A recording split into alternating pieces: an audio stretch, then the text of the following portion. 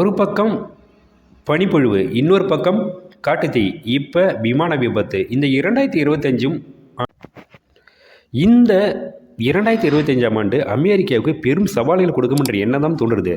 அதுவும் ஜனவரி 7 ஆரம்பித்த அந்த காட்டுத்தீ வந்து இன்னமும் முழுவதும் அணைக்கப்படவில்லை. ஸோ அதில் பல லட்சம் கோடி வந்து இழப்பு ஏற்பட்டது அந்த அரசும் சொல்லியிருக்கு. இப்போ 29ஆம் தேதி ஒரு விமான விபத்து ஏற்படுத்திருக்கு.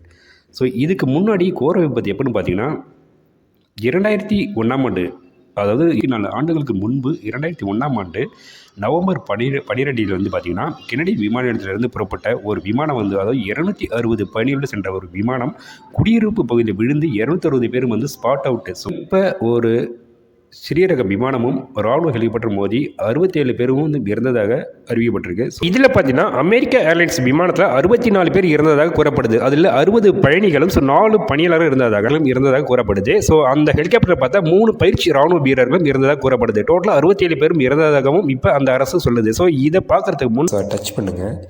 இப்போ ஒரு பெல் சிம்பிள் காமிக்கும். ஸோ அதை டச் பண்ணுங்கள். ஆளுங்கிற பெல் சிம்பிள் இருக்கும். ஸோ அதை டச் பண்ணுங்கள்.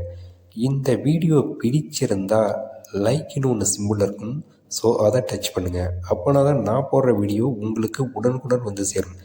இந்த வீடியோ ஃபுல்லாக பாருங்கள். அமெரிக்கா அமெரிக்க தலைநகரமான வாஷிங்டனில் உள்ள ரொனால்ட் ரியான் என்ற விமான நிலையத்தில் தரையிறங்க வேண்டிய விமானம் விபத்துக்குள்ளானது.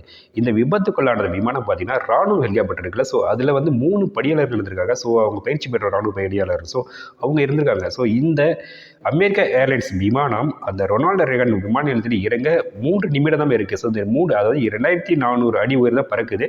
ஸோ அதே சமயத்தில் இன்னொரு விமானம் வந்து டேக் ஆஃப் ஆகிருக்கு. இந்த டேக் ஆஃப் ஆன பிறகு இந்த விமானம் வந்து லேண்ட் ஆகிறதாக கூறப்படுது. பட் இந்த லேண்ட் ஆகிற டைம் ஒரு ராணுவ ஹெலிகாப்டர் நார்மலாக அந்த ரொனால்டோ விமான நிலையத்தை பிறகே வந்து வட்டமிடுவது வழக்கமாக. ஸோ இந்த ராணுவ ஹெலிகாப்டர். ஸோ அந்த சமயத்தில் இந்த லேண்ட் ஆகிற விமானம் வந்து ஹெலிகாப்டர் வந்து மோதுவதுக்கு 30 வினாடிகளுக்கு முன்பு தான் வந்து இந்த வழியில் வந்து ஒரு விமானம் வந்து லேண்ட் ஆகிற போவதே வந்து இன்ஃபார்ம் பண்ணுறாங்க யாரும் அந்த ஹெலிகாப்டரில். பட் ஆனால் அவங்க அந்த ஹெலிகாப்டரில் ஓட்டினவங்க, ஸோ அந்த ஹெலிகாப்டர் பணியாளர்கள் என்ன நினச்சிட்டாங்க, ஒரு விமானம் வந்து அதே சமயத்தில் பாருங்கள், அந்த வீடியோ பாருங்கள், அதே சமயத்தில் ஒரு விமானம் வந்து டேக் ஆஃப் ஆகிருக்கு. ஸோ இந்த டேக் ஆஃப் ஆன விமானம் தான் நினச்சிக்கிட்டு அவங்க ஒரு வெர்டிக்கல், ஸோ அப்படின்னா ஒரு வெர்டிக்கல் லெவலில் வந்திருக்காங்க. மோதி 3 துண்டாக போயிருக்குன்ட்டு இப்போ வெளியே அறிக்கை 3 துண்டாக ஆயிருக்குன்ட்டு. ஸோ இப்போ அந்த அரசு கூறுகிறது.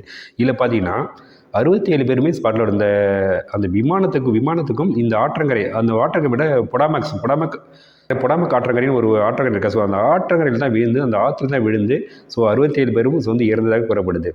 ஸோ இந்த விமான விபத்து பார்த்திங்கன்னா அடிக்கடி இப்போ ஏற்படுது. ஸோ இது கவனக்குறைவா, இல்லை அலட்சியமா, இல்லை திறமைகள் இல்லையா அப்படிங்கிறது எதுவுமே புரியல. ஸோ அமெரிக்க அரசு இப்போ என்ன சொல்கிறாங்கன்னா, இதுவரை நாங்கள் வந்து 28 உடல்கள் வந்து கண்டுபிடிச்சிருக்கோம் அப்படின்னு சொல்கிறாங்க. இந்த பணியில் பார்த்தீங்கன்னா 300க்கும் மேற்பட்ட பணியாளர்களை வந்து தேடுதல் பணியில் ஈடுபடுத்திருக்கணும்னு அந்த அரசு சொல்லுது.